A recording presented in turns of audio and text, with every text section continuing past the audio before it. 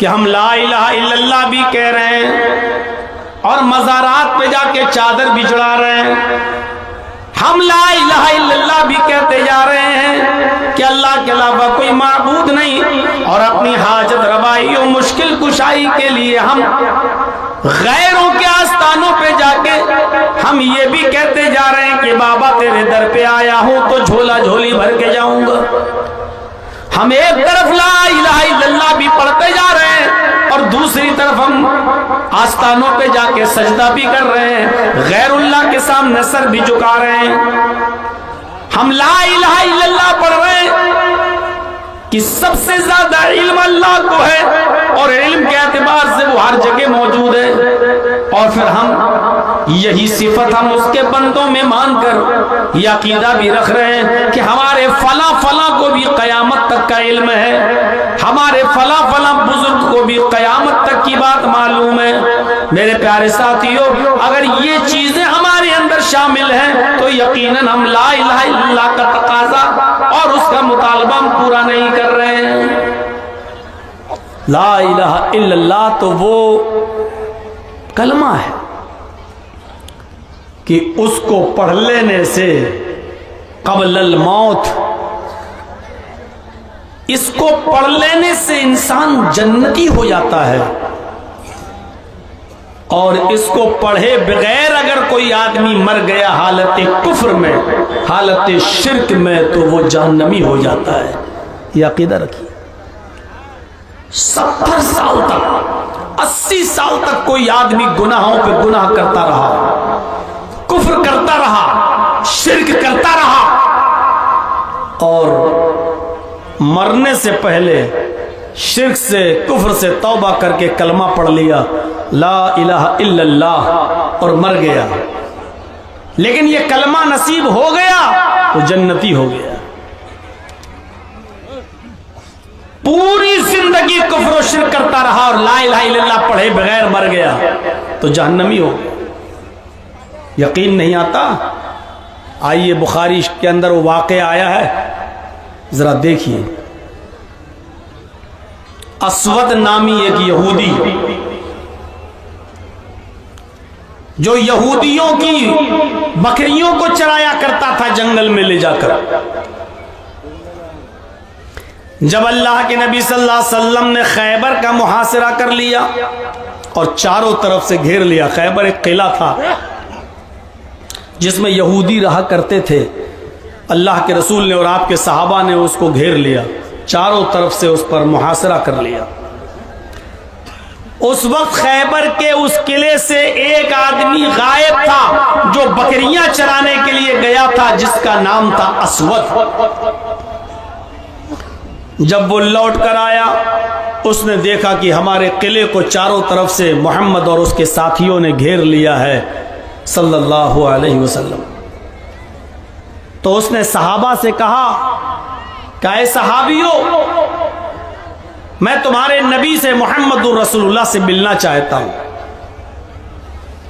انہوں نے کہا کہ اس خیمے میں چلے جاؤ، یہ خیمہ پڑا ہوا ہے، پردہ پڑا ہے، اسی پردے کے اندر اللہ کے نبی موجود ہیں۔ وہ گیا، سوچ رہا تھا کہ محمد الرسول اللہ کے باڈی گارڈ لگے ہوں گے، نامور آدمی، صحابہ جس کی عزت کرتے ہیں۔ جب محمد رسول اللہ کھکارتے ہیں آ کر کے، جب زمین پر تھوکتے ہیں تو صحابہ کرام تو اس تھوک کو بھی زمین پر گرنے نہیں دیتے، بلکہ اس کو اپنے ہاتھوں پر مل کر اپنے جسم پر مل لیتے ہیں تبرکن۔ تو کتنی عزت ہوگی محمد کی۔ سوچ رہا تھا کہ وہ بہترین قالین پر بیٹھے ہوں گے، کئی باڈی گارڈ ہوں گے ان کے، لیکن جب خیمے کا پردہ ہٹا کر وہ یہودی وہ اسود دیکھتا ہے تو کیا دیکھتا ہے کہ محمد الرسول اللہ کچی زمین پر کھجور کے پتوں کی بنی ہوئی چٹائی پر بیٹھے ہوئے ہیں، کھجور کے پتوں کی بنی ہوئی چٹائی پر تشریف فرمائے۔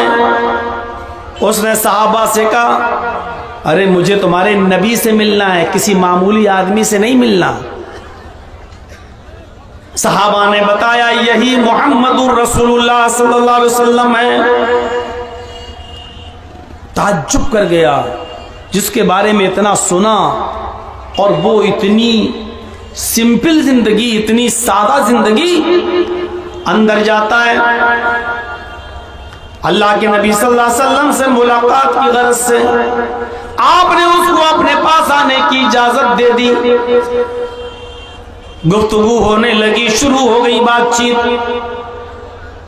کہنے لگا اس وقت، اے محمد رسول اللہ، آپ کی دعوت کیا ہے؟ آپ کا پیغام کیا؟ آپ کا میسج کیا ہے؟ آپ کی تعلیم کیا ہے؟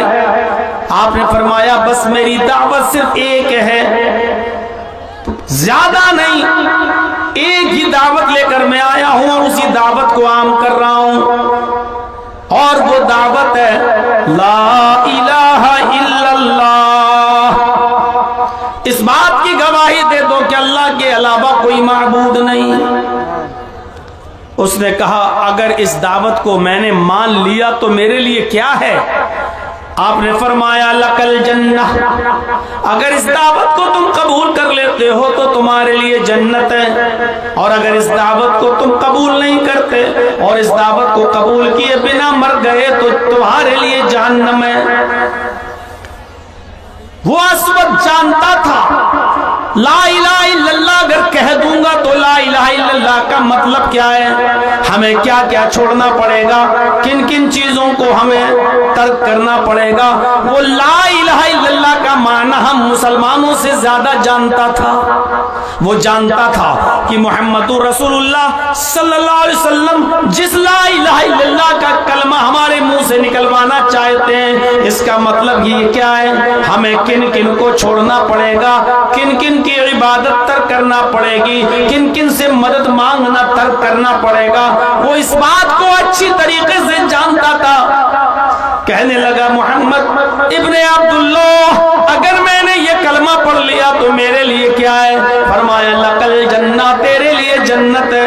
اس نے کہا آتی یدک ابایک علی الاسلام، اپنا ہاتھ بڑھائیے میں اسلام لاتا ہوں، اپنا ہاتھ بڑھائیے میں کلمہ پڑھتا ہوں۔ اللہ کے نبی نے اپنا ہاتھ بڑھایا، اس نے بھی نبی کے ہاتھ میں اپنا ہاتھ دیا اور کلمہ پڑھ لیتا ہے اشہد ان لا الہ الا اللہ وان محمدن عبدہ ورسولہ۔ یہ کلمہ پڑھ کر لا الہ الا اللہ کا اقرار کر کے وہ اسلام لے آیا، کلمہ پڑھ لیا۔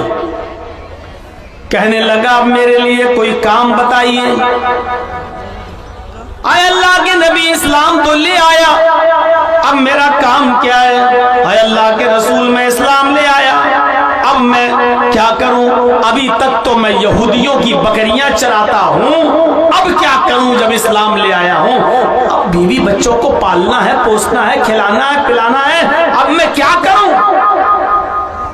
آپ نے فرمایا اسلام لانے کے بعد سب سے پہلا تیرا کام یہ ہے، یہ بکریاں جن کی ہیں تو ان بکریوں کو ان کے مالک کے حوالے کر دو۔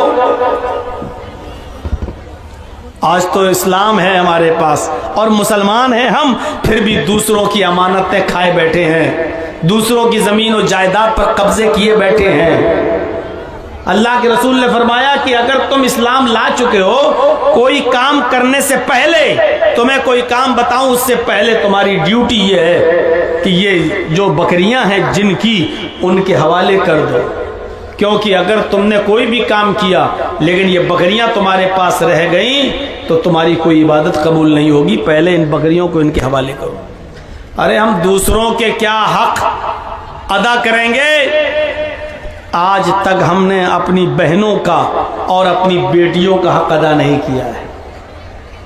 یہاں بیٹھے ہیں بڑے بڑے بوڑھے لوگ بھی ہوں گے، اب مرے کہ تب مرے، قبر میں پیر لٹکا ہے، وہ جانتے ہیں کہ 70 سال کی میری زندگی ہو چکی ہے، 5 6 سال 10 سال بھی چل جاؤں تو بہت بڑی بات، لیکن ان سے پوچھو کیا تم نے وصیت کر دی کہ میرے مرنے کے بعد میرا ترکہ، میرا چھوٹا ہوا مال میری سب اولادوں میں، بیٹے اور بیٹیوں میں برابر برابر تقسیم ہوگا؟ کیا آپ نے وصیت کی ہے؟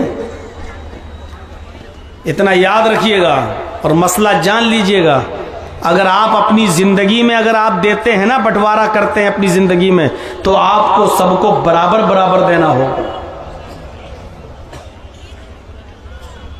آپ نے 10x10 کا روم اگر لڑکے کو دیا ہے تو 10x10 کا روم آپ کو اپنی بیٹی کو بھی دینا پڑے گا، کیونکہ زندگی میں ترکہ تقسیم نہیں ہوتا، ترکہ تو مرنے کے بعد ہی تقسیم ہوتا ہے، لیکن زندگی میں اگر آپ فیصلہ کرنا چاہتے ہیں کہ میری زندگی میں ہم اپنی اولاد کو دے جائیں تو آپ کو برابر برابر دینا ہوگا، جتنا لڑکے کو اتنا ہی لڑکی کو۔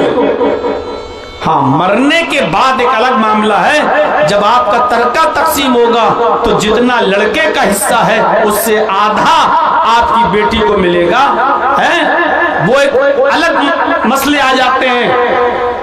آپ نے کیا اپنی زندگی میں انصاف کیا؟ کیا آپ نے اپنی وراثت میں اپنی بہن کو بھی کے لیے بھی وصیت کی کہ میری بہن کا بھی حصہ ہے؟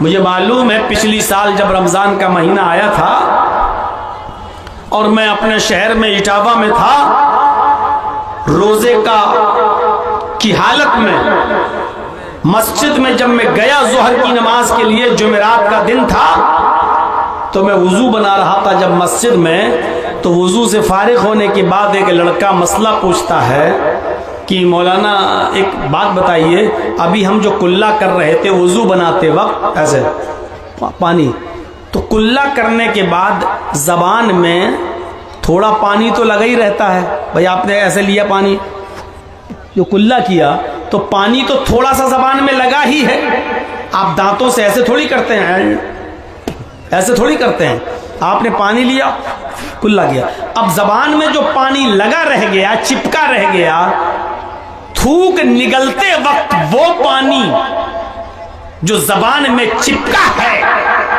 اگر وہ حلق کے راستے سے پیٹ میں چلا جائے تو اس سے روزے پہ کوئی فرق پڑتا ہے کہ نہیں پڑتا ہے؟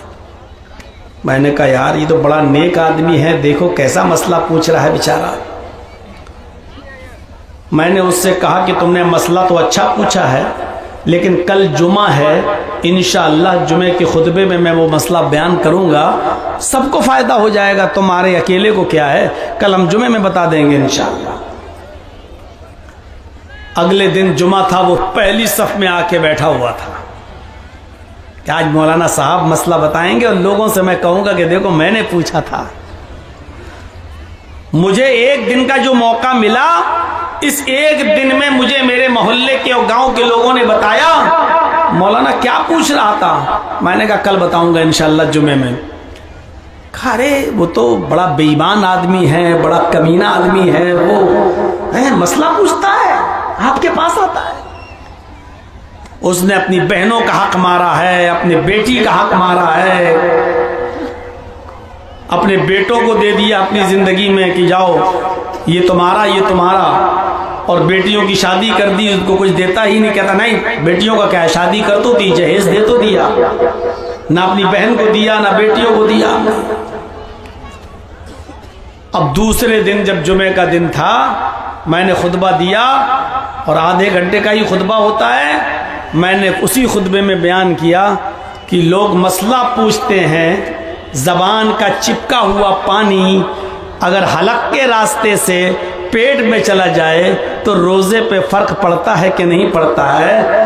اتنا اہم سوال، اتنا اہم مسئلہ، لیکن پوچھنے والے لوگ ایسے ہیں جو اپنے بیٹیوں کا اور اپنی بہنوں کا حق مار کے کھا گئے، وہ لوگ یہ مسئلہ پوچھتے ہیں کہ روزے پہ فرق پڑتا ہے کہ نہیں پڑتا ہے۔ میرے بھائیوں، نبی اکرم صلی اللہ علیہ وسلم نے اسلام قبول کرنے کے بعد اسود کو کیا بتایا؟ آئے اسود، سب سے پہلے تمہارے پاس جو دوسروں کا مال ہے بکریاں، ان کو ان کے مالکوں کے حوالے کر دو۔ اسود نے کہا ٹھیک ہے، اسود ان بکریوں کو لے کر گئے اور خیبر کے قلعے کے دروازے پر ان بکریوں کو چھوڑ دیا، کیونکہ وہ بکریوں کو وہیں تک لاتے تھے اور وہیں چھوڑ دیتے تھے، بکریاں وہیں سے اپنے اپنے گھر چلی جاتی تھیں۔ جب قلعے میں بکریاں داخل ہو گئیں تو بکریاں اپنے اپنے مالکوں کے گھر پہنچ گئیں، اپنے اپنے گھر چلی گئیں۔ اسود آئے اور کہنے لگے اللہ کے نبی میں نے بکریوں کو ان کے مالکوں کے حوالے کر دیا، جن کی بکریاں تھیں میں نے ان تک پہنچا دی، اب مجھے بتائیے کہ اب میرا کیا کام ہے؟ اسلام لایا ہوں، کلمہ میں نے پڑھا ہے، اب میں کیا کام کروں؟ مجھے کوئی کام بتائیے۔ نماز کا وقت نہیں تھا، اگر نماز کا وقت ہوتا تو اللہ کے نبی کہتے کہ اسود تم نماز پڑھ لو۔ رمضان کا مہینہ بھی نہیں تھا، اگر رمضان کا مہینہ ہوتا تو اللہ کے نبی کہتے اسود تم روزہ رکھو۔ حج کا بھی سیزن نہیں تھا، اگر حج کا سیزن ہوتا تو اللہ کے نبی کہتے اسود اب تم حج کرنے کے لیے چلے جاؤ۔ نماز کا وقت نہیں، رمضان کا مہینہ نہیں، حج کا سیزن نہیں، اللہ کے نبی نے فرمایا اسود تلوار اٹھاؤ اور فلاں فلاں جگہ پر ہمارے صحابہ جنگ لڑ رہے ہیں، تم بھی اس جنگ میں شامل ہو جاؤ، تم بھی اس جنگ کے اندر شریک ہو جاؤ۔ اگر زندہ واپس آ گئے تو غازی کہلاؤ گے، اور اسی جنگ میں اگر قتل کر دیے گئے تو شہید ہو جاؤ گے، اور شہید کے لیے جنت ہے۔ اسود نے تلوار اٹھائی اور میدان جنگ میں چلا گیا، اور اسود میدان جنگ میں لڑا، اس نے 2 کافروں کو قتل بھی کیا، اس نے 2 کافروں کو مارا بھی، لیکن ابھی میدان جنگ میں لڑ ہی رہا تھا کہ اسود کی گردن پر بھی تلوار چل جاتی ہے اور اسود بھی قتل کر دیا جاتا ہے۔ ابھی اسلام لایا تھا، اب شہید ہو جاتا ہے۔ صحابہ کرام اس کو پہچان بھی نہیں پا رہے ہیں کہ یہ کون ہے۔ یہ آیا، ہماری طرف سے لڑنا شروع کیا، 1-2 کافروں کو مارا اور خود مر گیا۔ یہ کون آدمی ہے؟ ہم تو اس کو جانتے نہیں ہیں، یہ آج ہی اس کو دیکھ رہا ہوں، یہ کون آدمی ہے؟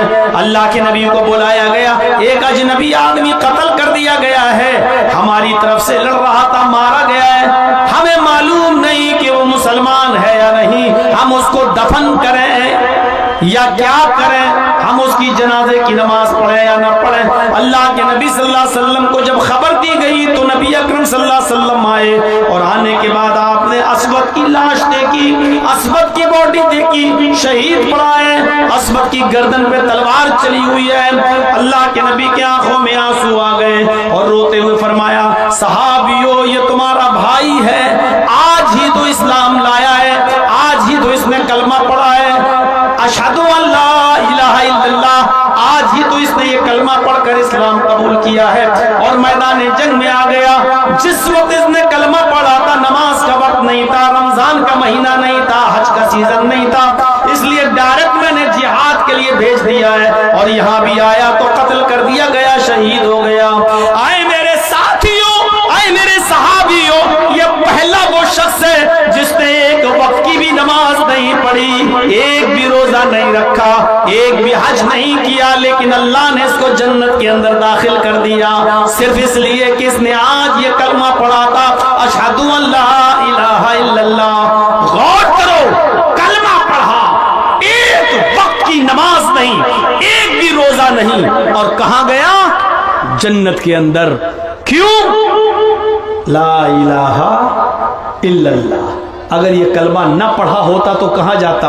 اگر اس کلمے کو پڑھے بغیر مر گیا ہوتا تو اس کا ٹھکانہ کہاں ہوتا؟ میرے بھائیوں، یہ لا الہ الا اللہ کوئی معمولی جملہ نہیں ہے۔ لا الہ الا اللہ یہی وہ کلمہ ہے جو قبل الموت کوئی پڑھ لے، بیفور ڈیتھ، مرنے سے پہلے اگر کوئی اس کلمے کو پڑھ لے اور اسلام لے آئے تو وہ جنتی ہو جاتا ہے، اور اس کلمے کو پڑھے بغیر مر جائے تو وہ جہنم میں چلا جاتا ہے۔ یہ ہے اس کلمے کی حقیقت۔ ایک 12 سال کا لڑکا ہے یہودی، اللہ کے نبی کی مجلس میں آتا تھا، بیٹھتا تھا، تقریر سنتا تھا، واعظ سنتا تھا، نصیحت سنتا تھا، اور اللہ کے نبی کی خدمت بھی کرتا تھا۔ اپنے گھر آ کر کہتا تھا کہ ابو جان کیا میں اسلام لے آؤں؟ مجھے محمد کی باتیں بہت پسند ہیں، بہت اچھی لگتی ہیں، لیکن عمر کتنی ہے اس کی؟ 12 سال۔ اور جب اپنے باپ سے کہتا تھا کہ ابو مجھے اللہ کے رسول کی باتیں بہت اچھی لگتی ہیں، کیا میں ان کی باتیں مان لوں، اسلام لے آؤں؟ تو اس کا باپ آنکھیں پھاڑ کے کہتا تھا کیا تو محمد کا کلمہ پڑھے گا، محمد کی بات مانے گا؟ جوتا اٹھاؤں گا بھی، لگاؤں گا، چپل سے ماروں گا۔ بیچارہ ڈر جاتا تھا اور اپنے باپ کے غصے کی وجہ سے وہ اسلام قبول نہیں کر پاتا تھا۔ ایک دن بیمار ہو گیا، کچھ دن بیماری میں مبتلا رہا، لیکن اب اتنا بیمار ہو گیا کہ اس کے بچنے کی کوئی امید نہیں رہی، حالت گمبھیر، سیریس۔ ادھر اللہ کے نبی کو پتا چلا کہ جو یہودی لڑکا یہاں آیا کرتا تھا، میری باتیں سنتا تھا، نصیحت ہم سے حاصل کرتا تھا اور ہماری خدمت بھی کرتا تھا، وہ بچہ بیمار ہو گیا۔ تو اللہ کے نبی نے کہا چلیے ہمدردی اور انسانیت کے ناطے اس بچے کو دیکھنے چلیں، دیکھیں کیا بات ہے، اس کی تیمارداری کرنے کے لیے، عیادت کرنے کے لیے چلیں۔ اللہ کے رسول اس کی عیادت کے لیے گئے، دروازے کو کھٹکھٹایا، اس کے باپ نے دروازہ کھولا، کہا میں محمد ابن عبداللہ تمہارے بچے کو دیکھنے آیا ہوں۔ کہا آئیے۔ اندر آنے کی اجازت مل گئی۔ یہودی کے گھر میں اللہ کے نبی داخل ہوتے ہیں، اس بچے کی حالت دیکھتے ہیں، اس کی کنڈیشن بڑی خراب ہے، آپ اس کے سر کے پاس بیٹھ جاتے ہیں، اس کی حالت بہت خراب، اب مرا کہ تب مرا، روح کب سے انسری سے پرواز کر جائے۔ ایسے موقع پر لوگ مریض کو تسلی دیتے ہیں، کیا کہتے ہیں؟ نہیں دوا کھاتے رہنا، نہیں تم بہت جلدی ٹھیک ہو جاؤ گے، انشاءاللہ تم صحیح ہو، کوئی بات نہیں، تم صحیح ہو جاؤ گے، اچھے ہو جاؤ گے، اچھے ڈاکٹر کو، لوگ یہی تسلی دیتے ہیں مریض کو۔ لیکن اللہ کے نبی اس کو ایسی کوئی تسلی نہیں دے رہے ہیں۔ آپ اس سے یہ نہیں کہہ رہے ہیں کہ بیٹا تم بہت جلدی صحیح ہو جاؤ گے، آپ یہ نہیں کہہ رہے ہیں، بلکہ اس کی اس حالت کو دیکھ کر آپ کی آنکھوں میں آنسو ہیں، اور آنسو بھی اس لیے ہیں کہ اگر یہ بچہ اسی حال میں مر گیا تو جہنم میں جائے گا، کیونکہ 12 سال کی عمر بالغ ہو چکا ہے۔ عرب کے اندر چھوٹے چھوٹے بچے بالغ ہو جاتے تھے۔ حضرت عائشہ کی شادی 6 سال کی عمر میں ہوئی، اور جب رخصتی ہوئی تو 9 سال کی تھی، اور 9 سال کی عمر میں حضرت عائشہ بالغ ہو گئی تھی، بالغہ تھی۔ میرے بھائیوں، ماحول اور مزاج کا فرق ہوتا ہے، یہ تو 12 سال کا ہے لڑکا، آپ کے آنکھوں میں آنسو ہیں کہ بچہ مرنے والا ہے، اور اگر اسی کنڈیشن میں مر گیا تو جہنم میں جائے گا، جبکہ اس بچے کا دل اسلام کی طرف مائل ہے۔ آپ اس بچے کو تسلی نہیں دے رہے ہیں، آپ ہی نہیں کہہ رہے ہیں کہ بیٹے تم جلدی صحیح ہو جاؤ گے، بلکہ اس بچے کے سر پر، اس لڑکے کے سر پر آپ ہاتھ رکھتے ہیں، اور ہاتھ رکھ کر کہتے ہیں قل یا غلام لا الہ الا اللہ، اے بچے لا الہ الا اللہ کہہ دو، اے غلام لا الہ الا اللہ کہہ دو۔ غلام عرب کے اندر کسی بھی چھوٹے سے بچے کو بھی کہا جاتا تھا۔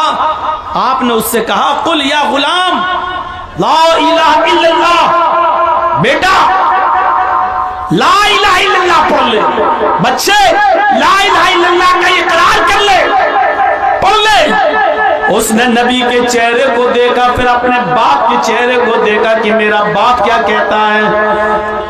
اس کے باپ کو آج رحم آ گیا، اور باپ کہنے لگا کہ بیٹا تمہارا دل محمد رسول اللہ کی طرف لگا رہتا تھا، تم پہلے بھی یہی چاہتے تھے، تمہارا پہلے بھی یہی دل تھا کہ میں محمد رسول اللہ کی باتوں پر ایمان لے آؤں، اور آج بھی تم مجھے دیکھ رہے ہو، تمہارا آخری وقت ہے۔ اے میرے بیٹے، میں نہیں چاہتا کہ مرتے وقت میں تمہارا دل توڑوں۔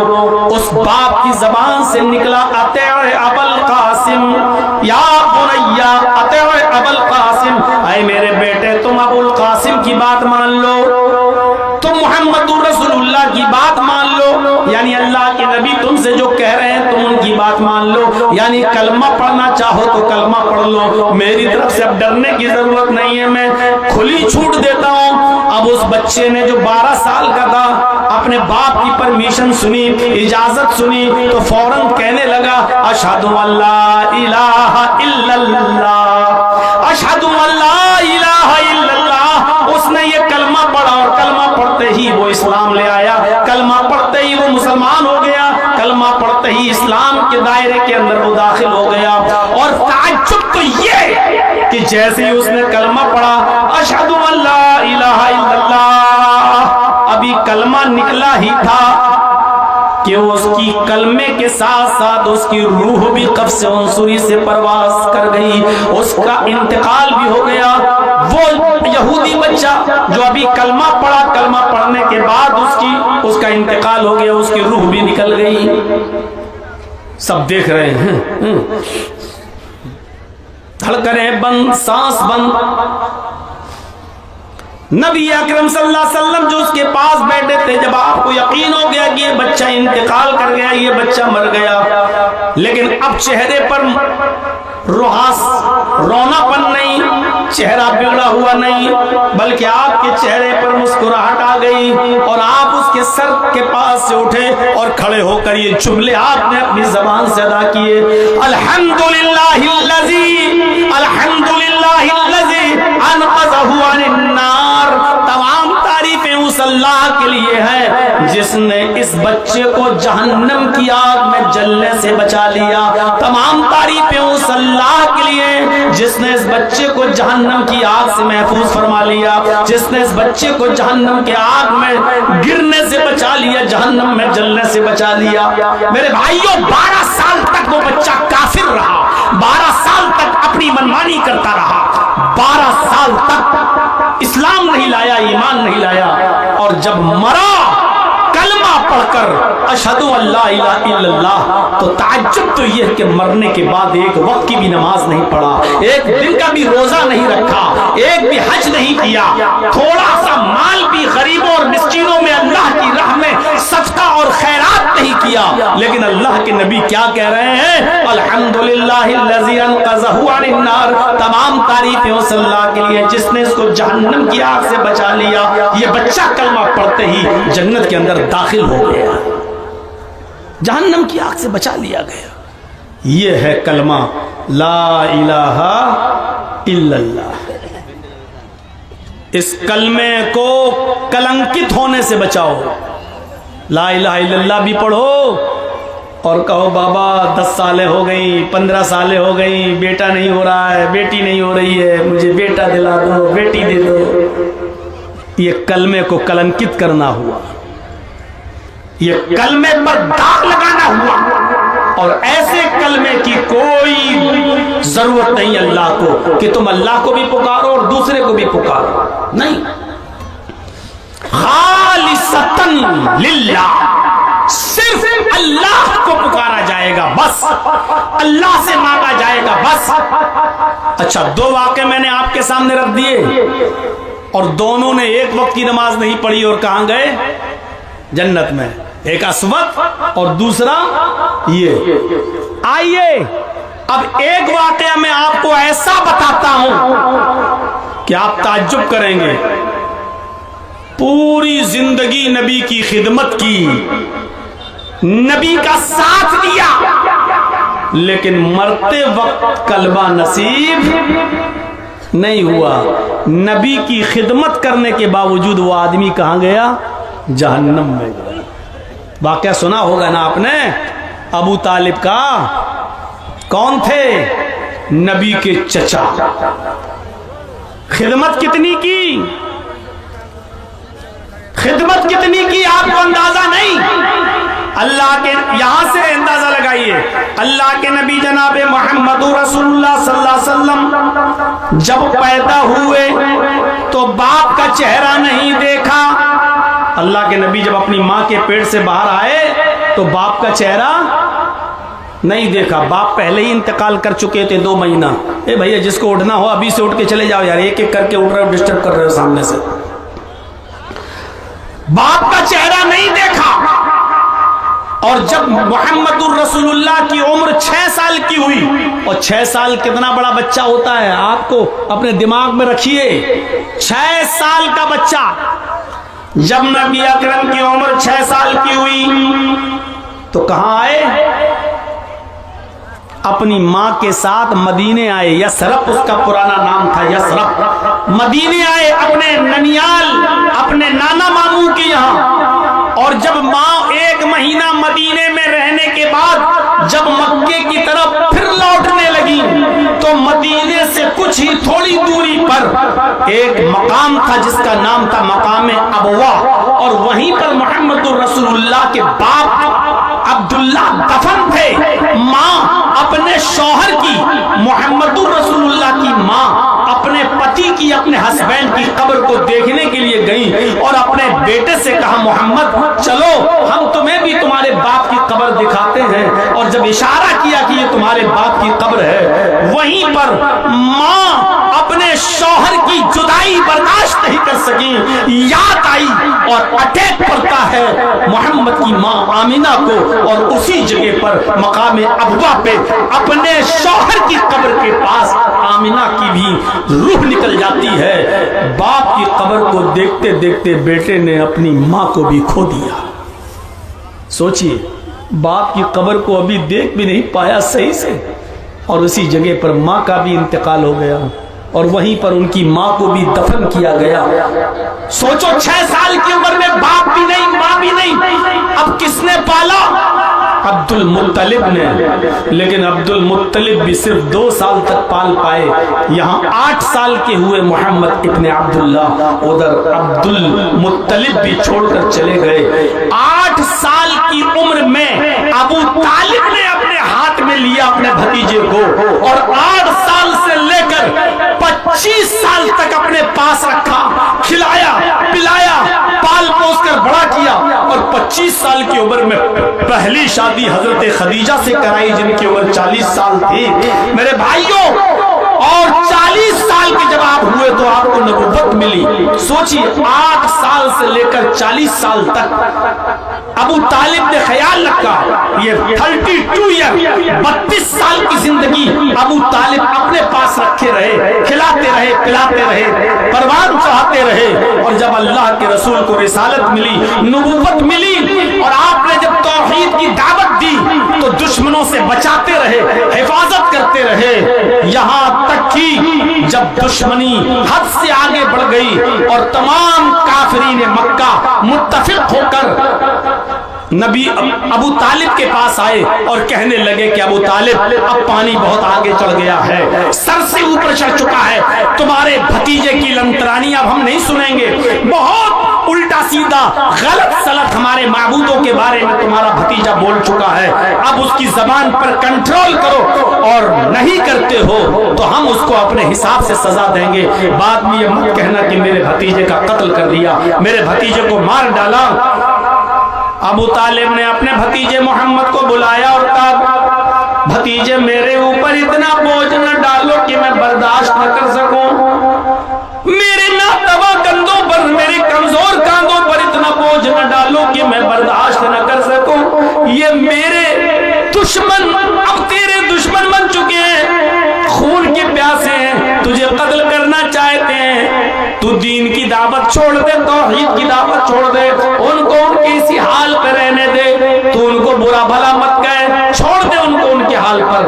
اللہ کے نبی صفائی پیش کر رہے ہیں، اے چچا میں برا بھلا کہاں کہتا ہوں، میں تو صرف اتنا کہتا ہوں لا الہ الا اللہ کہہ دو کامیاب ہو جاؤ گے، میں تو صرف یہ کہتا ہوں کہ ایک اللہ کی عبادت کرو، ایک اللہ کو پکارو، ایک اللہ کے سامنے سر جھکاؤ، ایک اللہ کی عبادت کرو، اس کے علاوہ تمہیں کچھ نہیں کہتا۔ چچا نے کہا بھتیجے چھوڑ دے ان کو، ان کے حال پر رہنے دے، یہ بھی کہنا بند کر دے اگر میری زندگی میں تجھے کسی نے مار دیا یا قتل کر دیا تو میں اپنے آپ کو نہیں سنبھال پاؤں گا۔ چچا کا یہ جواب سن کر اللہ کے نبی کے آنکھوں میں آنسو آ گئے، صرف ایک ہی جملہ بولا، آئے چچا جان میں دین کی دعوت سے باز نہیں آ سکتا، میں توحید کی دعوت سے باز نہیں آ سکتا، اگر یہ کافرین مکہ سورج اکھاڑ کے لائیں اور داہنے ہاتھ پہ رکھ دیں، چاند اکھاڑ کے لائیں بائیں ہاتھ پہ لا کر رکھ دیں، پھر بھی میں دعوت دیتا رہوں گا، دین کی تبلیغ کرتا رہوں گا۔ آپ کی آنکھوں میں آنسو تھے اور آپ اپنے چچا سے یہ کہہ کر جا رہے تھے اگر آپ کو بھی میری مدد نہیں کرنی ہے تو ہٹ جائیے راستے سے، آج کے بعد ہم آپ کو تنگ نہیں کریں گے، آپ کے اوپر بوجھ نہیں بنیں گے، میں اب جا رہا ہوں دوسری طرف۔ جب آپ نے پیٹھ پھیری روتے ہوئے تو چچا نے آواز دیا اے محمد ابن عبداللہ یا ابن اخی، آئے میرے بھائی کے بیٹے، آئے میرے بھتیجے، ادھر آؤ۔ اللہ کے نبی آتے ہیں، جی چچا میں تیری آنکھ میں آنسو بھی نہیں دیکھ سکتا، تجھے تیرے رب نے جو دعوت دے کر بھیجا ہے جا کھل کر وہ دعوت دے، دیکھتا ہوں میری زندگی میں تیرا کون کیا کرتا ہے، تیرے اوپر کھروچ بھی اگر آ گئی تو میری تلوار میان سے باہر نکل جائے گی، دیکھتا ہوں کہ کون کیا کہتا ہے تجھے، جا تجھے جو دعوت کا حکم دیا گیا ہے تو اس کام کو پورا کر۔ چچا نے اجازت دے دی، باوجود اس کے کہ خطرہ تھا کہ دشمن کہیں محمد کو قتل نہ کر دے۔ میرے پیارے ساتھیوں، دعوت دیتے رہے، اور ایک دن آیا یہی چچا بیمار ہو گئے، مرض الموت پہ مبتلا ہو گئے، آخری وقت آیا چچا کا، ابو طالب کا، اب مرے کہ تب مرے، تو اللہ کے رسول اپنے چچا کے پاس بیٹھ گئے، وہی آنکھوں سے آنسو آ رہے تھے، اس لیے نہیں کہ میرے چچا کا انتقال کا وقت قریب ہے، بلکہ اس لیے کہ میرے چچا نے کلمہ نہیں پڑھا ہے، اور بغیر کلمے کے اگر یہ میرا چچا اس دنیا سے چلا گیا تو جہنم میں جائے گا۔ آپ کہتے ہیں قل یا امی لا الہ الا اللہ، اے میرے چچا اپنی زبان سے لا الہ الا اللہ کہہ دو، اے میرے چچا اپنی زبان سے لا الہ الا اللہ کہہ دو، اور چچا جواب دیتے نہیں۔ اللہ کے نبی نے آگے جو جملہ کہا وہ سنیے گا بڑے غور سے۔ آپ نے کہا چچا اگر آپ کو ڈر ہے کہ لوگ سن لیں گے اور بعد میں تانے ماریں گے کہ دیکھو اپنے باپ دادا کا دین چھوڑ دیا، تو ایک کام کریے۔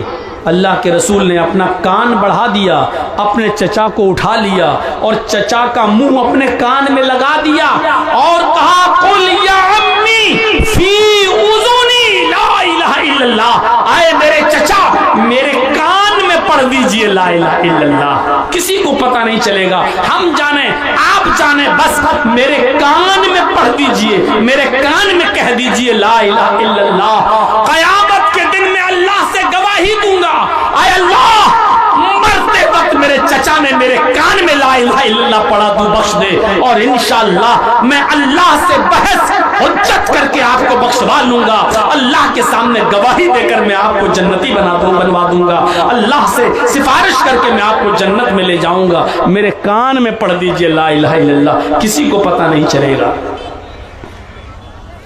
لیکن چچا ابو طالب کہتے ہیں بھتیجے میں نہیں چاہتا کہ میں مرتے وقت اپنے باپ کا اپنے دادا کا دین چھوڑوں، آئے میرے بھتیجے میں نہیں چاہتا کہ مرنے کے بعد میرے لوگ یہ کہیں کہ دیکھو ابو طالب اپنے باپ دادا کا دین چھوڑ گیا، بد دین ہو کر مرا، بے دین ہو کر مرا۔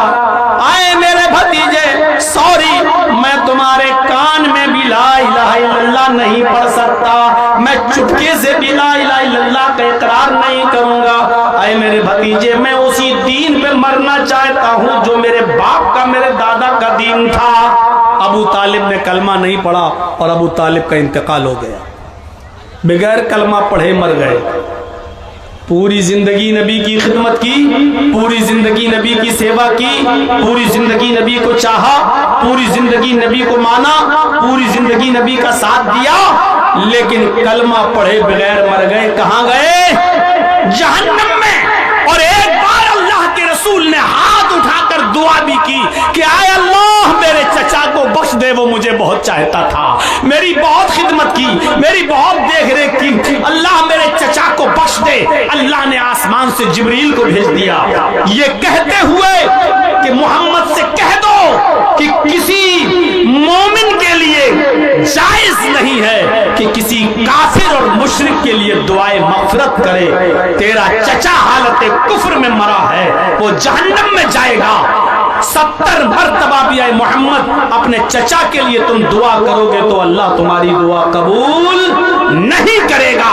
تیرا چچا کلمہ پڑھے بغیر مر گیا، تیرے چچا کو ہم جہنم ہی دیں گے، جنت نہیں مل سکتی، اس کو بخشیں گے نہیں۔ اللہ تعالیٰ نے محمد الرسول اللہ کی دعا کو ریجیکٹ کر دیا، رد کر دیا، اور کہا کہ تمہاری دعا قبول نہیں کی جائے گی۔ اللہ کے رسول نے کہا اے اللہ وہ مجھے بہت چاہتا تھا، میری بڑی خدمت کی، تو اللہ نے فرمایا اے اے محمد تمہاری خدمت کی مانتا ہوں اس بات کو، لیکن جنت نہیں دے سکتا، رہے گا تیرا چچا ہمیشہ جہنم کے اندر۔ ہاں اتنا کر سکتا ہوں، اتنا کر سکتا ہوں کہ تیرے چچا کو ہم سب سے ہلکا عذاب دیں، سب سے کم عذاب دیں۔ اور اللہ کے نبی فرماتے ہیں کہ اللہ تعالیٰ میرے چچا کو سب سے ہلکا عذاب دیتا ہے، ان کے دونوں پیروں کے تلوے کے نیچے، یہ دونوں پیروں کے تلوے کے نیچے آگ کی دو چنگاری، چنگاری جانتے ہو چولہے میں جب لکڑی جلاتے ہو تو چنگاری نکلتی ہے نا،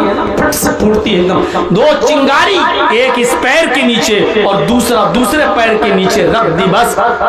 اللہ کے نبی فرماتے ہیں کہ پیر کے تلوے کے نیچے آگ کی دو چنگاری کی وجہ سے بھی یغلی منہما دماغہ، آگ کی دونوں چنگاریوں سے بھی میرے چچا کا دماغ ہانڈی کی طرح کھولتا ہے، ایسا لگتا ہے جیسے چولہے پر پانی رکھ دیا جائے اور کھول رہا ہو، ابل رہا ہو، ایسے ہی ان دونوں چنگاریوں سے میرے چچا کا دماغ ہانڈی کی طرح کھولتا ہے۔ میرے بھائیوں، پورا واقعہ بیان کرنے کا مقصد صرف یہ ہے کہ کلمہ نصیب جس کو ہوا، ایک وقت کی نماز نہیں پڑھی وہ تو جنت میں گیا، اور جس نے کلمہ نہیں پڑھا اس نے پوری زندگی نبی کی خدمت کی، نیکی کی، نبی کے ساتھ حسن سلوک کیا، لیکن آخری وقت بھی کلمہ نہیں پڑھا تو وہ جہنم میں چلا گیا، یعنی ابو طالب۔ تو یہی کلمہ انسان کو جنتی بناتا ہے، یہی کلمہ انسان کو جہنمی بناتا ہے۔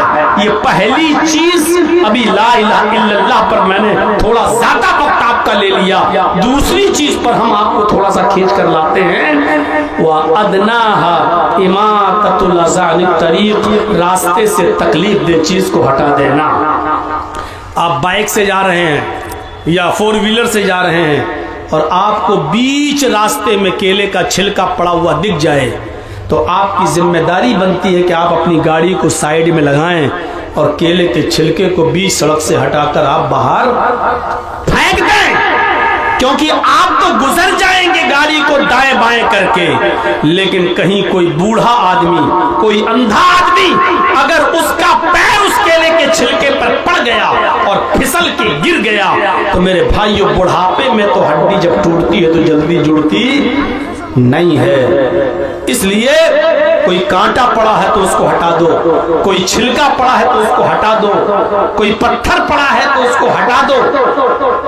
یاد رکھیے گا اور مسئلہ جان لیجئے گا، جس طرح راستے سے تکلیف دہ چیز کو ہٹا دینا ثواب ہے، جس طرح راستے میں پڑی ہوئی نقصان دینے والی چیز کو ہٹا دینے پر ثواب ہے، اسی طریقے سے جان بوجھ کر عمدن اور قصدن بیچ راستے میں لوگوں کے گزرنے کی جگہوں پر جان بوجھ کر کیلے کا چھلکا پھینکنا، کانٹے پھینکنا، کوڑا پھینکنا، ناک جھاڑنا، تھوکنا، بلغم تھوکنا، بلغم کا پلٹنا، اسی طریقے سے پتھر کا پھینکنا، یہ سب چیزیں باعث عذاب بھی ہیں اور باعث گناہ بھی ہیں۔ اگر تکلیف دہ چیز کو راستے سے ہٹانا ثواب کا کام ہے تو جان بوجھ کر راستے میں تکلیف دہ چیزوں کو پھینکنا گناہ بھی ہے، ہٹائیے۔ اسی طریقے سے آپ کوئی سامان خریدنا چاہتے ہیں اور آپ نے بیچ سڑک پر اپنی گاڑی کھڑی کر دی، غلط جگہ پر گاڑی کو پارک کرنا بھی لوگوں کو تکلیف دینے کے ضمن میں آتا ہے۔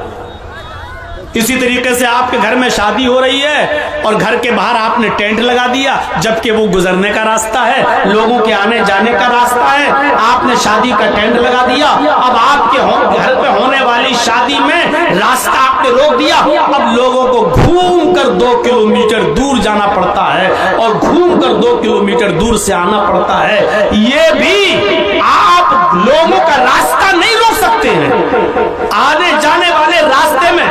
ارے کوئی سیریس کنڈیشن میں مریض ہے بیچارہ جو 5 منٹ میں اگر ہاسپٹل نہیں پہنچا تو مر جائے گا، سیریس کنڈیشن میں پتا چلا کہ راستہ رکا ہوا ہے، راستہ رکا ہوا ہے، یہ آنے جانے والوں کو تکلیف دینا یہ غلط طریقہ ہے، آپ راستہ نہیں روک سکتے کسی کا۔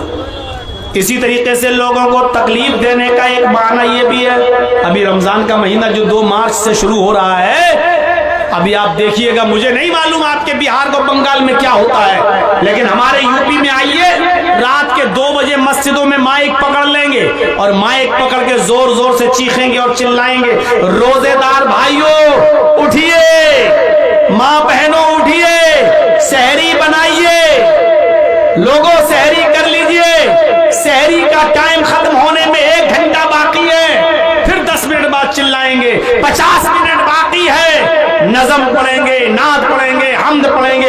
ये सारी की सारी चीजें तकलीफ देने के ज़िम्न में आती हैं। किसने आपको अथॉरिटी दी और पावर दिया कि आप रात में 2 बजे माइक पे चिल्लाएं और आप इसको सवाब का काम समझते हैं? कौन सी हदीस में आया है कि आप लोगों को रोजे के लिए उठाएं? रोजा रखना फर्ज है, रोजे के लिए उठाना किसी हदीस में नहीं आया है। रोजे के लिए उठाते हो? कभी फजर की नमाज के लिए लोगों को रात के 2 बजे से उठाया है? माइक पकड़ के कहिए लोगों, फजर की अजान होने में 1 घंटा बाकी है, उठिए उठिए, फिर 50 मिनट बाकी है, उठिए, 40 मिनट बाकी है, उठिए। अरे नमाज ज्यादा अफजल इबादत है या रोजा? आप भी कहेंगे नमाज, नमाज के लिए तो आपने कभी नहीं उठाया, फिर रोजे के लिए आप उठाएंगे? और माफ कीजिएगा, सबके ऊपर रोजा फर्ज नहीं होता है, आप रोजेदारों को उठा रहे हैं ना, लेकिन वो बूढ़ा आदमी भी आपके चीखने और चिल्लाने से नींद में डिस्टर्ब हो जाता है उसकी, जिसके ऊपर रोजा है ही नहीं, इतना बूढ़ा हो चुका है कि वो रोजा रख ही नहीं सकता है। डॉक्टरों ने रोजा रखना मना कर दिया, 90 साल की उम्र है, अब वो रोजा नहीं रख सकता है, फिदिया देगा, एक मिस्कीन को खाना खिलाएगा, उसके ऊपर बस यही है। अब आप रोजे के लिए उठा रहे हैं तो वो भी उठ रहा है। कितने लोग ऐसे, एक तो मेरे पास आया लखनऊ में कि मौलाना हमारी मस्जिद में इतनी जोर जोर से चिल्लाते हैं कि मेरा बाप जिसकी उम्र 85 साल की हो चुकी है और बीमार रहता है, मुझे नींद की गोली देना पड़ती है डॉक्टर की लिखी हुई, जब रात के 10 बजे हम उसको नींद की गोली देते हैं तब उसको नींद आती है। मैंने उसका पर्चा देखा, डॉक्टर ने उसकी नींद की गोली में डिप्रान 10 mg लिखा हुआ था, 5 mg की खाने पर नींद नहीं आती थी, डिप्रान 10 mg की लेता है, ये खाकर उसको नींद आ रही है। कहा मौलाना जब आवाज आती है मस्जिद की तो मेरा बाप जाग जाता है और उसके बाद पूरी रात वो तड़पता है, वो बचलता है, फिर उसको नींद नहीं आती है, वो ब्रेन दिमाग डिप्रेशन का शिकार है, बड़ी मुश्किल से तो वो सोता है। लेकिन रात के 2 बजे ये लोग चीख चीख कर हमारे बाप को जगा देते हैं। इसको दीन का काम आप समझते हो कि रात के 2 बजे उठ गए और चिल्ला रहे हैं और बूढ़े की नींद में डिस्टर्ब हो रहा है?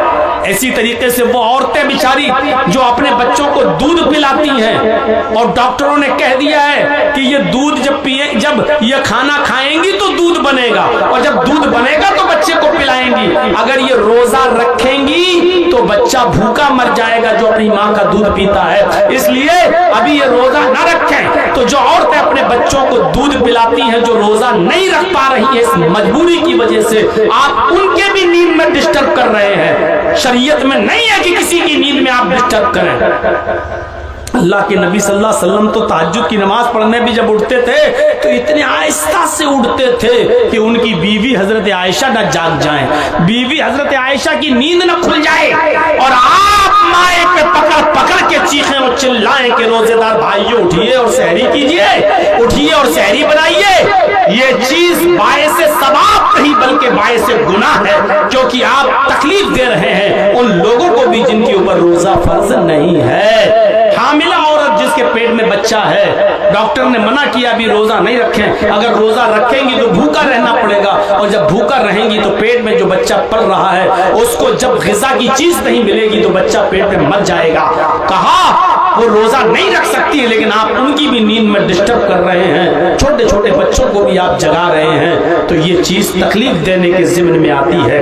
इमाततुल अज़ान तरीक, रास्ते से तकलीफ दे चीज को हटा देना भी ईमान का एक हिस्सा है। और तीसरी चीज इस हदीस में बताई गई है, वल हयाउ शुअबतुम मिनल ईमान, हया भी ईमान का एक शोबा है। आज शर्म हया हमारे मुआशरे से निकल गई, शर्म हया खत्म हो गई। بخاری کی حدیث ہے، اللہ کے نبی نے فرمایا اذا لم تستحی ففعل ما شئت، جب تیرے اندر شرم نہ رہی، جب تیرے اندر سے شرم نکال لی گئی تو پھر جو تیرا دل چاہے وہ کر. یعنی جب شرم ہی نہیں رہے گی تو انسان کے دل میں جو آئے گا وہ کرے گا، جو آئے گا وہ کرے گا، شرم نہیں رہی. اور اس ویسٹرن کلچر میں، اس پشچمی سبھیتا نے، اس مغربی تہذیب نے آج شرم و حیا کا جنازہ مردوں کے اندر تو چھوڑیے عورتوں کے اندر سے بھی نکال کر رکھ دیا ہے. ہمیں نہیں معلوم آپ کے بہار کا حال، ہمیں نہیں معلوم آپ کے بنگال کا حال.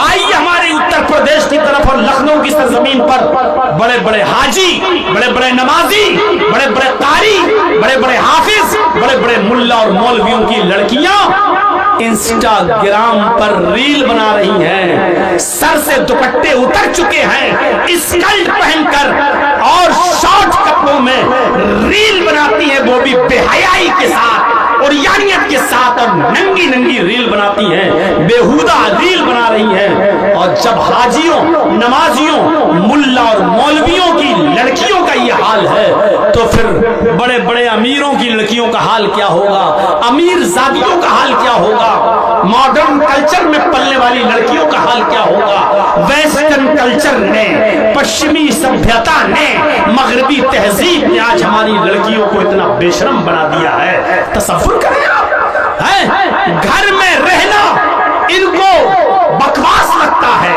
گھر میں رہنا کہتی ہیں اس چار دیواری میں قید کر کے رکھ دیا ہے. واہ میری بیٹیوں، واہ میری قوم کی بچیوں، واہ میری قوم کی بہنوں، اپنے گھر میں رہ کر اپنے باپ کے لیے کھانا بنا دینا شرم کی بات ہے، اپنے بھائی کے لیے کھانا بنا دینا شرم کی بات ہے. ایئر ہوسٹس بن کر ہوائی جہاز میں، ایروپلین میں پیسنجرز کو کھانا سرو کرنا ترقی کی بات ہے. واہ، یہ کون سی عقل پسندی ہے اور عقل کا دائرہ ہے کہ تم اپنے بھائی کے لیے کھانا بناؤ تو یہ ذلت سمجھتی ہو، اپنے گھر میں اپنے باپ کے لیے کھانا بناؤ تو اس کو تم اپنی انسلٹ سمجھتی ہو، اور تم جب ایئر ہوسٹس بن جاؤ تو پیسنجرز کے سامنے کھانا سرو کرو، بریک فاسٹ سرو کرو تو تم اس کو اپنے لیے ترقی کی راہ سمجھتی ہو. اپنے گھر میں اپنے بھائی اور بہنوں کے کپڑے دھل دینا اور صاف کر دینے کو تم اپنے لیے شرم سمجھتی ہو، اور ہاسپٹل میں نرس کا کام کر کے مریضوں کا زخم صاف کر دینا اور دوسروں کے کپڑوں کو دھل دینا اس کو تم اپنے لیے قابل فخر سمجھتی ہو. اس ویسٹرن کلچر نے ہماری ماں بہنوں کی عقلوں پر کیسا ڈاکہ ڈالا ہے. اللہ کے نبی نے سچ فرمایا اذا لم تستحی ففعل ما شئت، جب شرم و حیا نہیں رہی تو جو تیرا دل چاہے وہ کر. ہم اہل حدیث ہیں، ہمارے یہاں عورتوں کا مسجد میں نماز پڑھنے آنا جائز ہے، بلکہ اللہ کے نبی نے یہ بھی فرمایا کہ اگر تمہاری عورتیں مسجدوں میں نماز پڑھنے آنا چاہیں تو ان کو مسجدوں میں نماز پڑھنے سے مت روکو، اگر وہ آنا چاہیں تو آنے دو. لیکن اس کے باوجود، اس کھلی ہوئی اجازت کے باوجود اللہ کے نبی کیا کہہ رہے ہیں؟ اے عورتوں، تمہارے لیے گھر میں نماز پڑھنا مسجد میں نماز پڑھنے سے زیادہ افضل ہے. عورتیں مسجد میں آ سکتی ہیں نماز پڑھنے، عورتیں مسجد میں جا سکتی ہیں نماز پڑھنے. عورتوں کو اگر وہ اجازت مانگیں اپنے بھائیوں سے، اپنے باپ سے شادی سے پہلے اور شادی کے بعد اپنے شوہر سے، میں مسجد میں نماز پڑھنے جانا چاہتی ہوں، تو نہ شوہر کو روکنے کا حق ہے، نہ باپ کو، نہ بھائی کو. مسجد میں اگر نماز پڑھنے جا رہی ہیں تو ان کو مت روکو. اللہ کے نبی نے کہا اجازت دے دو، وہ مسجد میں نماز پڑھنے جا سکتی ہے. اس اجازت کے باوجود اللہ کے نبی کیا کہہ رہے ہیں؟ عورتوں کا مسجد، گھر میں نماز پڑھنا مسجد میں نماز پڑھنے سے افضل ہے. اور جب اللہ کے نبی یہ کہہ رہے تھے اس وقت بھی عورتیں مسجد میں نماز پڑھنے آیا کرتی تھی، کیونکہ ان کا عقیدہ یہ تھا کہ ہم نبی کے پیچھے نماز پڑھیں گے تو ہمیں کتنا ثواب ملے گا، ہم محمد رسول اللہ کے پیچھے نماز پڑھنے کا شرف ہمیں حاصل ہو رہا ہے. نبی کے اس حدیث کے بعد، کہنے کے بعد کہ عورتوں کا گھر میں نماز پڑھنا مسجد میں نماز پڑھنے سے افضل ہے، یہ کہنے کے بعد بھی میرے بھائیوں، اس کے باوجود بھی اللہ کے نبی صلی اللہ علیہ وسلم نے اجازت دی کہ عورتیں مسجد میں آ سکتی ہیں اور جاتی تھیں۔ عورت کا گھر میں نماز پڑھنا مسجد میں نماز پڑھنے سے افضل ہے، پھر برآمدے میں نماز پڑھنا کھلی صحن میں نماز پڑھنے سے زیادہ افضل ہے، پھر گھر کے کمرے میں نماز پڑھنا جہاں وہ اپنے شوہر کے ساتھ سوتی ہے، جہاں وہ اپنے شوہر کے ساتھ رہتی ہے، اور رات میں وہ روم بند کر لیا جاتا ہے، تنہائی والا روم، بیڈ روم جس میں وہ سوتی ہے، اس بیڈ روم میں اس کمرے میں نماز پڑھنا گھر کے برآمدے میں نماز پڑھنے سے افضل ہے۔ سب دیکھ رہے ہیں آپ، ترتیب دیکھیے، ترتیب۔ عورت کا اپنے گھر میں نماز پڑھنا مسجد میں نماز پڑھنے سے افضل ہے، کیونکہ وہ مردوں سے دور رہے گی۔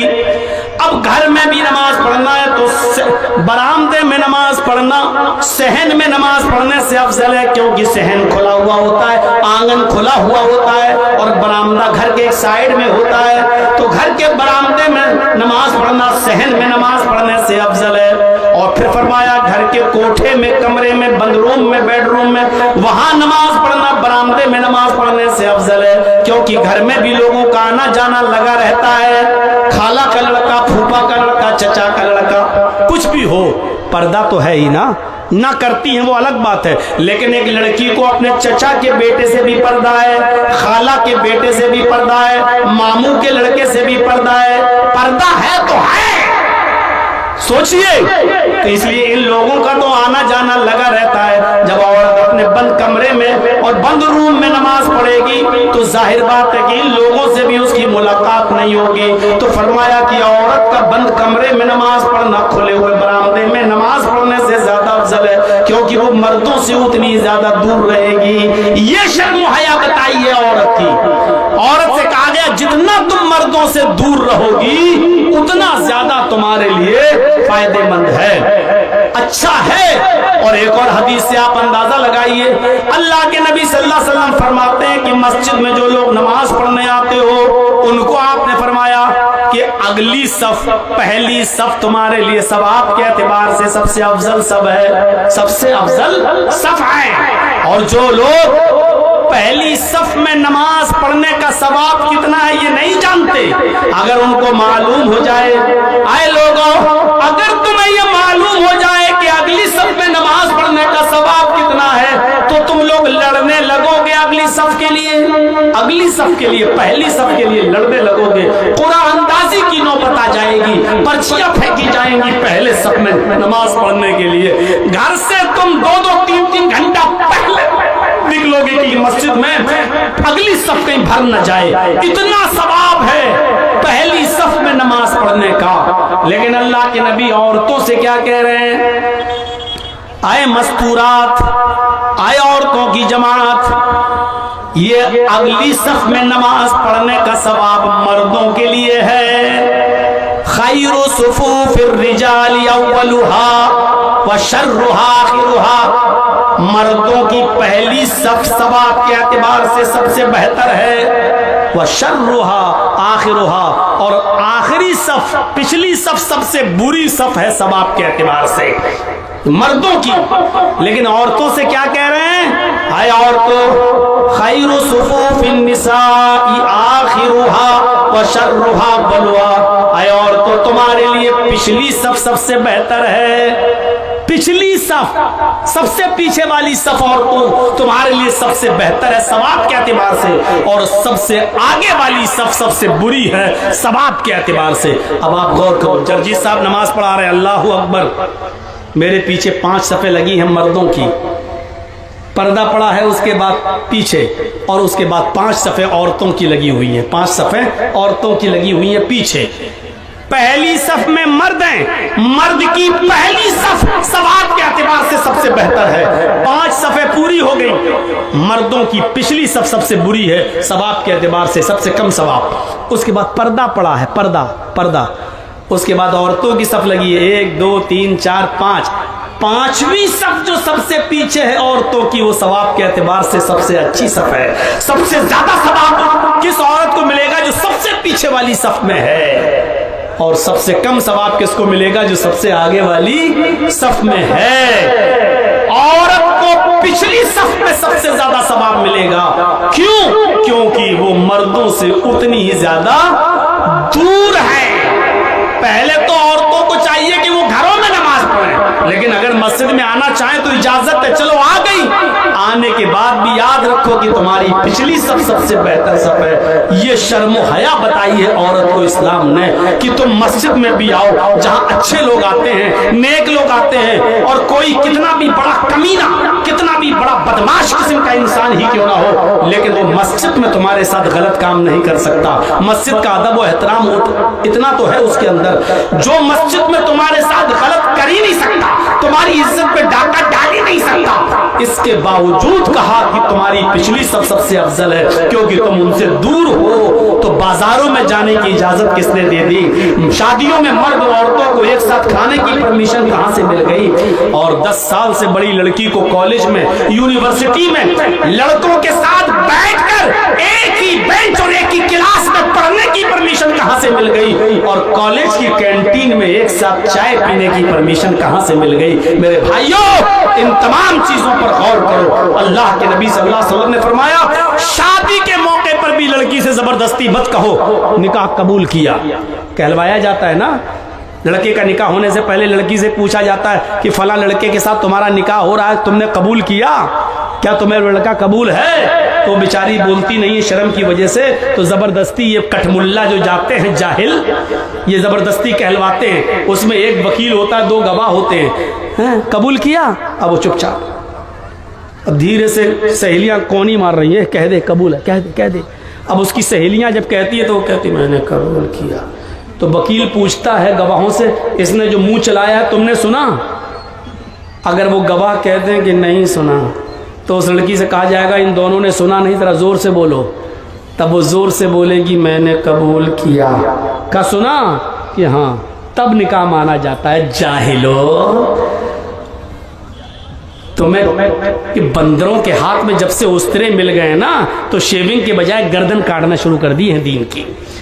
ये हाल है। अल्लाह के नबी ने कहा कि ये इजाजत का तरीका है ही नहीं।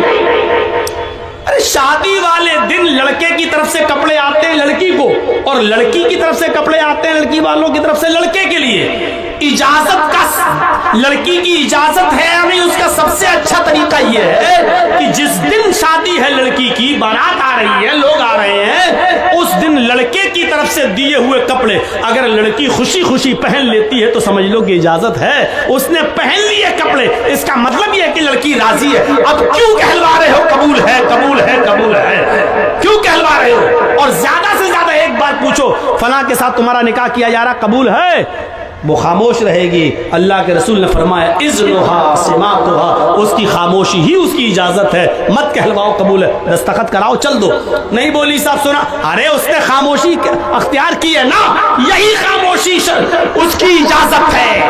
ये है शर्म हया औरत की। जो लड़की शादी के मौके पर भी ये ना कह सके कि मुझे निकाह कबूल है या वो लड़का कबूल है, इतनी शर्म हया बताई है अल्लाह के नबी ने। लेकिन ये रात के 1 बजे भी अभी जाइएगा ना, तो अभी भी चोंचे चल रही होंगी मोबाइल पे, ये वो जैसे कबूतर होते हैं ना, गुटर गुन करते हैं, ऐसी इनकी चोंचे चल रही होंगी। और अभी भी रात भर बातें कर। गौर करो ये बेशर्मी किस हद तक बढ़ गई। शादी जो एक हलाल रिश्ता, शादी जो एक पाक रिश्ता, निकाह जो एक पाकीज़ा तरीका है मियां बीवी के मिलने का, उसमें भी इतनी शर्म हया बताई कि लड़की नहीं बोल पा रही है तो खामोशी को इजाजत मान लो, मत बुलवाओ जबरदस्ती। सोचो उस रिश्ते में भी ये कहा है जो जायज है, उसमें भी ये कहा कि मत निकलवाओ कहलवाओ उनसे, खामोशी है तो बस इजाजत है। ऐसी लड़की कितना मुंह चलाते हैं, कहां थे हम तो 1 घंटे से इंतजार कर रहे थे, 2 घंटे कहां थे, भूल गए। ये लड़कियां आज इस तरीके के जुमले अदा कर गए। शर्म हया आज मेरे भाइयों नीलाम हो चुकी है। इसलिए हमारी माँ बहनों को चाहिए कि शर्म हया का लिबादा ओढ़े। काफी है मेरे भाइयों 1.5 घंटे से ज्यादा की ये तकरीर और ईमान के ये 3 दर्जे जो मैंने आपके सामने रखे हैं। हम 10 मिनट आपके पास बैठेंगे मेरे साथियों, इस इदारे के लिए जो बड़ी मेहनत से यहाँ के असातिज़ा ने चलाया है, और अल्लाह करे कि इसको किसी की नजर न लगे और ये इदारा दिन दूनी रात चौगनी तरक्की अता फरमाए, हासिदों के हसद से बचाए।